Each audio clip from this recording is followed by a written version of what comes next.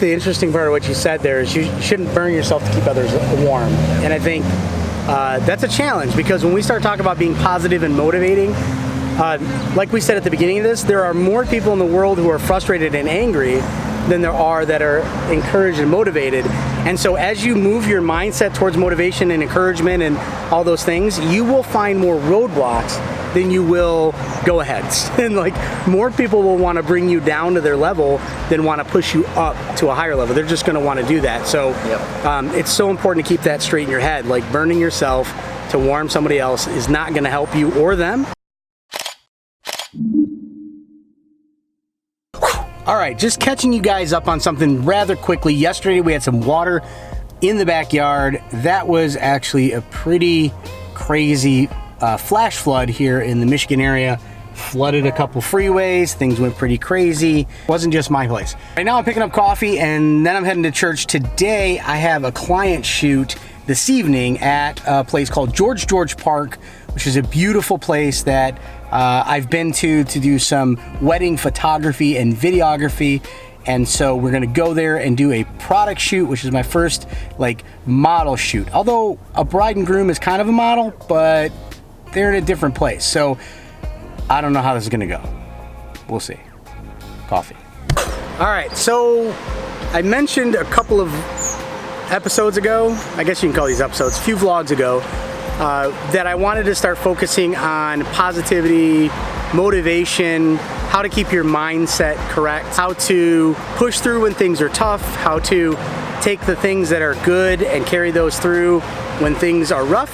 And one of the people that actually encourages me often reached out on that video where I had Anthony, my son, on, and said, "Oh, please let me talk about motivation and staying motivated and positivity and all those different things." That guy, Ryan Muns, which I linked a video for him, said, "Please let me come on." And I gotta tell you, Ryan's actually helped me several times during my creative journey to frame things correctly. So Ryan's sitting here with me. We're sitting right at 26 and Mound. So any spot you can find to talk works for me. Yep. So we just wanted to come out and just kind of share positivity.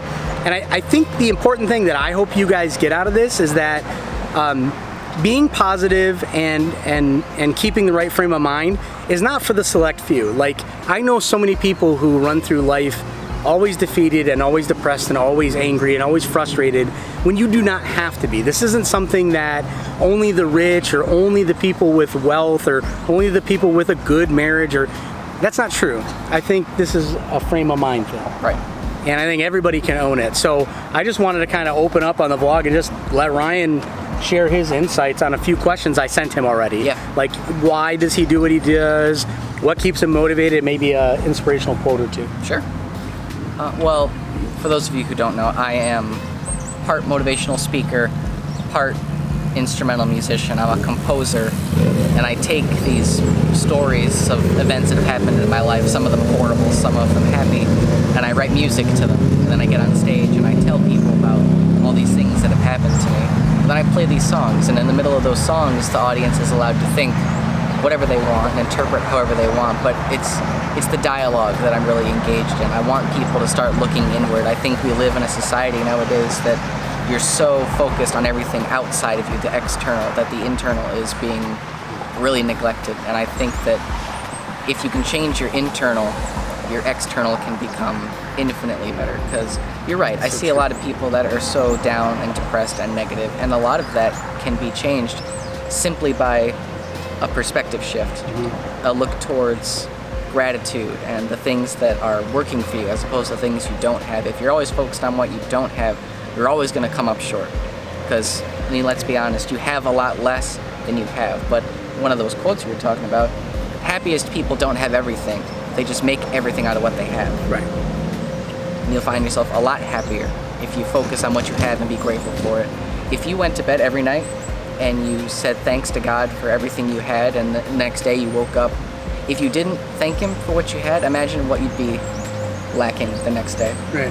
You know, you have so many things that you could be grateful for, and I find that it's very hard to be negative when you're feeling grateful for something. It's so true. And I think the other part of that is no matter where you get in the accumulation of stuff or relationships or people or influence, it doesn't even matter. Wherever you get, that will never be enough, because if you're only focused on the stuff, then you're going to be focused on the next level of stuff. Yep.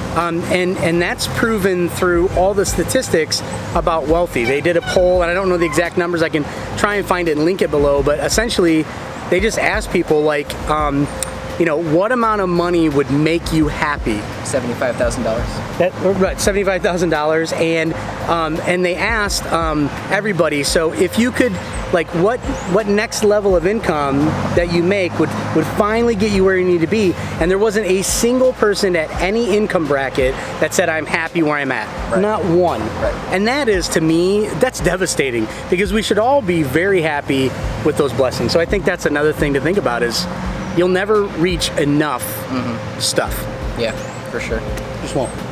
I think there's a point where I see a lot of people, because a lot of what I do is talking about trauma and about some horrible things that happen and how you can turn that into being for you as opposed to against you, know, becoming a victor instead of a victim. And I see a lot of people that talk about their upbringing and their past and their history, and there comes a point when you have to recognize you're an adult. And you have to take control of the things that happen to you, and you have to own them, and it's no one's responsibility to make you a mentally healthy, functioning adult. Right. That's on you, and that's never going to be done by anybody else. I can't jump into your brain and rewire things for you. Eventually, you're just going to have to wake up and realize that if I want to be this person that I'm proud of being, it's going to take a lot of work and a lot of self-reflection. So true. I think it's easier to start that process when you know that you've got a good support system around you, and some people don't have that, and it's a lot harder. But in those situations, it's even more crucial that you take those steps. Oh, that's so true. I know somebody, a relationship, and I don't get into the details. I've mentored a lot of people and ministered to a lot of people in my life, and I had somebody say the other day who was in a situation where, siblings grew up in a rough situation. One sibling's doing really well, another two are not, and one of them that wasn't doing well said, well, look at their life. They have a loving spouse. They have a great income. They have all this support around them that helped them get out of it. I didn't have that. So that's a fair point. But even in that, I think it still starts with that mindset. Mm-hmm. You can shift yourself out of being the victim and out of being in the victim mentality and just have a different mindset. So absolutely. Yeah. So why do you do motivational speaking and instrumental guitar?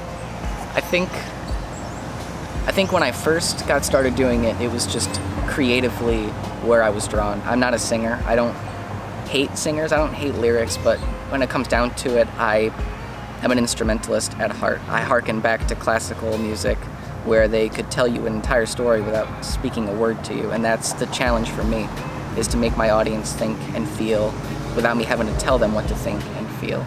And then after my car accident, it turned from, I just want this to be a career, to, no, this is what I can use to help people. This is what I can use to show people that even though horrible things can and will happen to you, that you can take those horrible things and use them as fuel to become better, to become infinitely more wise, more giving, more gracious. All these things, I think, are the intended result of these trials that we get put through. And I see so many people go through a horrible event and think, why me? Like, what did I do to, earn this? And if you can shift that mindset to not why me, but more of like, what can I take out of this? Like, what can I become from this? Then I think you can use all of these events and turn them into positives. So that was a perspective shift for you based on a tragic event in your life. Yes. So prior to that, if you guys caught that, at least what I heard in that is, I was leading up to this looking at it as what I could do for a career, what I would get out of this, and after that mindset shift, because of that traumatic event, you shifted to how can I help other people see the value of the life that I almost just lost. Yes, absolutely. I think what keeps me motivated the most out of all of it, because even right now, like I just put out the EP, and sales are going slow, and that's something that's going to happen. And you can't let things like that stop you. The thing that keeps me going is that I would rather be one person giving than one of the millions and millions and millions that are taking. I run into so many more people that take in my life, and I find that the ones that give, if you can find someone like that, hold on to them tightly, and if you can't, you got to be one. Yeah. You know, there's so much that you get back from giving that it makes more sense to me that you would want to give, because eventually if you just take, you're going to run out. But if you give constantly and you do it in a healthy way that sets, you know, the proper boundaries, you won't run out. There's always stuff to give. That's an interesting point, because a guy like Bill Gates, one of the richest people in the world, now sets his full-time focus on giving. I mean, he essentially could shift that and be the greatest taker the world has ever known, but he's trying to be the greatest giver the world has ever known. Yep. I mean, and I don't know his motivation. I don't know if that's a godly thing, if that's a personal thing, I don't know Bill Gates' motivation, but it's interesting to think about it in perspective of you get more from what you give than what you get, regardless of whether the focus is on God or not or whatever. I think we were made to live in community and to give to each other, and I think that when you start giving, you feel more like yourself, you feel more in tune to the people around you, and it builds relationships to a level and a degree that I think we're lacking. And even the simplest acts of giving, I think universally, just make you feel good.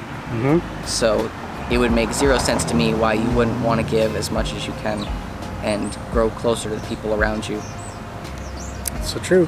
I think sometimes we're caught in the middle of something. This is a real quick question, and then we'll wrap up with your quotes. But sometimes we're caught in the middle of a situation where giving is what we want to do, but resources or time or responsibility limits that giving. Yeah.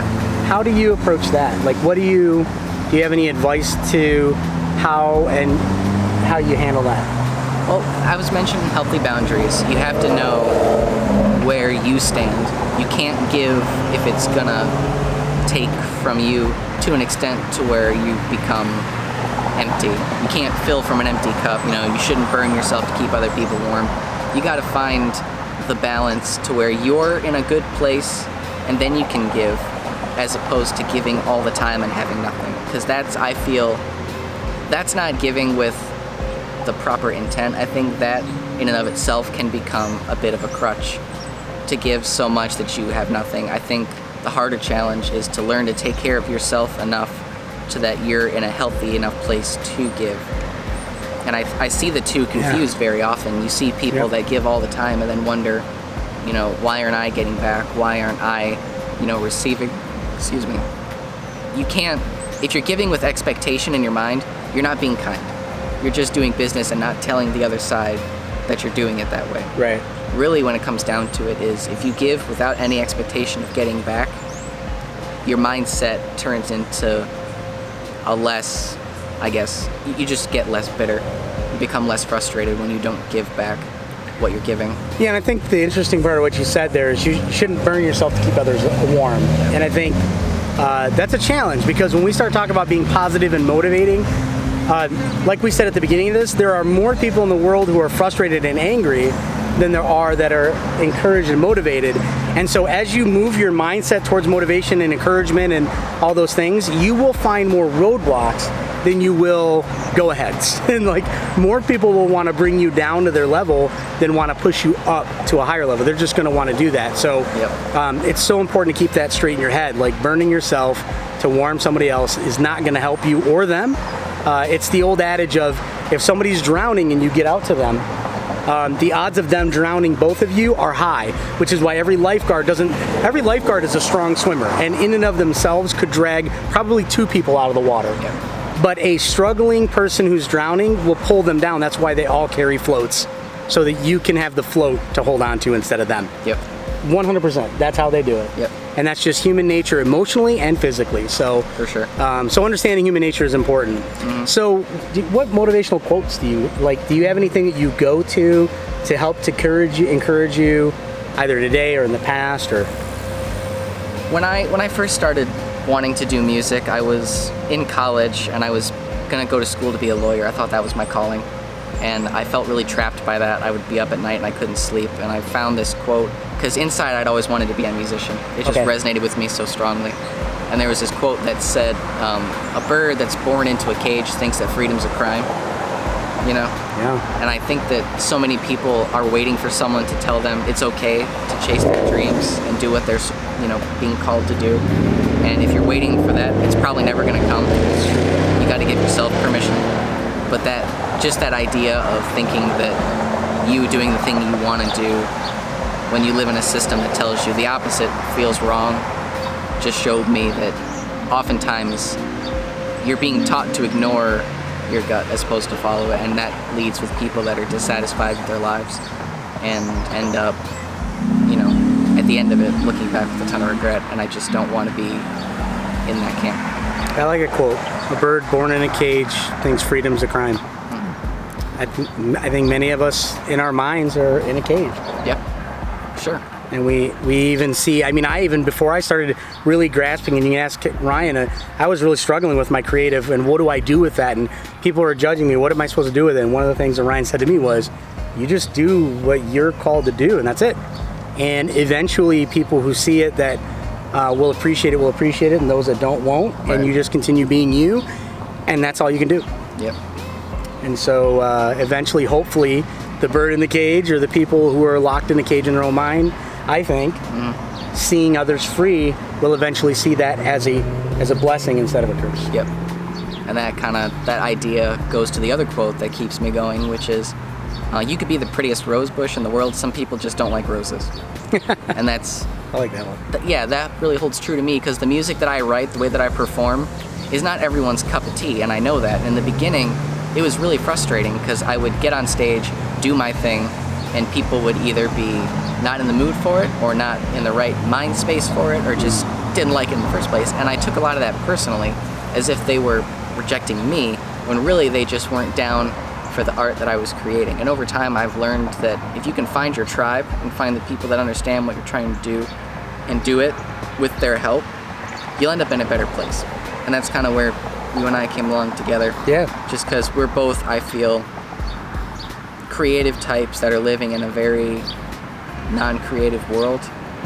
And I think we're both constantly struggling to find the position of what am I doing is gonna fulfill me, but also bring this to the next stage in its development. Right, and matter to the world. Exactly. What am I doing that's actually going to offer positivity to the world around me? Like, am I doing this just to sustain myself and my own joy, or am I doing this to sustain others? And as I do that, how do I do that and bring it to that next level? Yeah. Because getting better isn't a crime, and I've been struggling with that over the vlog over the last couple of months. Okay, I'm continually pushing and I'm trying to build better habits, better production, better videos. Yeah. And I've had a few people ask me, well, I thought you only started YouTube to be creative. Well, I did, but that doesn't mean I don't want to get better. Right. So how do you explain to somebody that you want to get better, but it's about creativity? It's a little tricky. So inside of the mind of a creative, that's tricky too. So it's a great point. Eventually, I think there's a point where if you're in any kind of pursuit where you're striving for excellence, you're going to meet resistance, sometimes the worst of it, from the people around you. Right. That are the closest to you, that see you excelling, and either they might be jealous of your progress or they might not understand why you're fundamentally changing. But there has to come a point where you don't got to cut people out of your life if you don't want to. I think that's a toxic mindset. But at some point you have to look at the people around you and have an honest enough conversation to say, if you are really on my team, then you're going to understand that what I'm doing is not for glory or not for space or importance. It's because if I don't continue to excel in this way, I will not feel like myself. I will not be this person that I feel like I truly am. And if that's the version of me that you want, you're going to be disappointed. And I'm not beholden to that. Yeah. I'm not responsible for anyone's opinion of me. That's their own business, and they can keep that. All I'm responsible for is how I choose to respond to the things that happen to me and how I choose to better myself going forward. That's good. And I think it's rough when, like, your friends want to hang out and play video games and watch TV and do whatever, and you want to practice, or you want to go do something, or you can't go to these things because you got a gig, or you've got to shoot, or you've got this thing you have to go do. Yeah. And it's a bittersweet moment, but I think when you meet other people that are on the same path as you, Yeah. they get that, and those are going to be relationships that will last no matter the distance, no matter the time. Right. Because I think kindred spirits end up in the same places. So true. All right, well, I just want to I want to thank you for sharing. Yeah. I mean, you're always a motivation to me. Hopefully you guys got some motivation out of this. I seriously want to continue this whole conversation on the vlog about how to get your mindset right, but I don't want it to just come from me, because you almost get that laser viewpoint of somebody, and those of you who know me know I'm not always in a positive mind frame. I mean, I struggle. One of the first questions I asked Ryan was, "How's life?" And Ryan's honest, like, yeah, it's good. There's some things. There's always things. Yep. And so one of the things I find that people struggle with who know me when I'm trying to encourage them is, yeah, but I don't think we should get in that mind frame. I think we should always be pushing to get our heads right. And if you see in me, or Ryan sees in me, something that's pulling me, giving me that encouragement is the best way to move forward, not saying, well, you told me this and you're not doing it. So that's what I hope that you guys get out of this, is that it's not just a singular mind frame or point of view, but it's many of us that have a positive point of view can encourage others who don't, or continue to encourage others that like to try to stay in that frame of mind. So, all right. Absolutely. I mean, you're not going to be happy all the time. That's crazy. No, not even close. But you can learn to come to a place where the outside world doesn't have as much of an effect on you. Yeah, the influence of the outside world should be in a perspective of what the outside world is, right? So if you drop a $50 bill and lose it, but you just received a check for $800, is that $50 really worth dwelling on, or is the $750 something that you should be thankful you still have? So don't focus on what you lose as a positive person, or somebody trying to focus on it. Focus on what you have and keep going forward. So, all right, well, I just want to thank Ryan. I'm going to link his information below. I'm going to also put some of his music up here, Jet and Autumn and Crow. Mm-hmm. Those are great projects. I love doing that with you. Yeah, looking forward to more projects with you. Yep. Because I think we are kindred spirits. Me too. So, all right, on to lunch, and then I don't even know what else. Oh, photo shoot tonight. All right, talk to you guys soon. All right, in the backyard, checking on the progress of our poles, and guess that's all right. That one's really solid. That one's pretty solid. I guess once I put the dirt over the top of that concrete and cut my head off with that string and tie these together with a few boards, I think we'll probably be in really good shape. So all these tied together should be really good and solid. All right. Well, I guess it's on to the next thing, figuring out what to do, which the more I thought about it, I think instead of, ooh, that sun is bright. Instead of me cutting all these boards first, what I'm gonna do is find the shortest one, which is this post here. I'm gonna level the top board here, level the top board there, level the next board onto that, level that board over there. That'll be my top line. Take my Sawzall, I'll cut off the top of these, and they'll all be even, and we'll be good to go. Then I can start tying everything else in. So once I get the tops tied together, Bob's your uncle. We're ready to fly. Let me get out of the sun here for a second. So point being, it's in good shape. Hopefully we'll be able to get this done in the next couple of days. I cannot do anything right now. Monday night, I cannot do anything. I have another job. Tuesday night, I don't think I can do anything on it. Wednesday night, maybe. Next Saturday, I have another job, and then Sunday, I have another job. Wow. All right, looks like I might be burning the wee midnight oil. Work harder. We are at a place called George Park, which is a beautiful place to do photography for weddings, things like that. It's a really nice day out, so there's a lot of people here. So we're trying to do a little recon to figure out where the best spot to take some photos will be. So that's what we're doing right now. We got about 30 minutes before everybody shows up, so recon. Okay, let me catch you guys up on what happened. We had a really good shoot. Actually, there were 3 models, and we got a ton of different angles and a ton of different shots and multiple different focal lengths. And the reason why we did that is because she was trying to get these for product shoots, for products she's trying to get on the shelves of some stores. So they need to be very good, they need to be professional, crisp, clean, exposed well, and then I need to go through and clean them up in Lightroom. So it was very, very good. I think the other thing that happened today was multiple people that I was shooting, the models that I was shooting, really felt good about the content that I was producing, and so they took cards and wanted to work with me.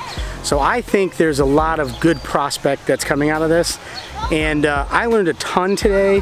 I'm not normally a photographer, but I kind of appreciated it. I didn't have to run nearly as hard as I normally do if I'm doing video work, because with video work, obviously you're running much, much harder. But the point being, I learned a lot. I think we got a lot done, and I'm excited about what the future holds. So I'll talk to you guys in a minute when I get back to the house, because I need to get home. I'll close the vlog out there. Peace. Welcome to Azteca. It's one of our favorite places. It is a Mexican restaurant near our home that does amazing Mexican food. I have to look.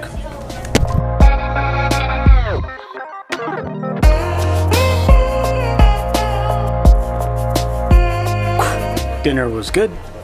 You should always check out Azteca if you get a chance. I'm gonna close the vlog here because when I get home I just want to edit this and relax, because tomorrow's Monday and it's another busy week. So thank you guys for tuning in. Do me a favor, click like, subscribe, and comment, and if you get a chance, check out Azteca. And very busy, very productive day. Now I think I need a nap. See ya.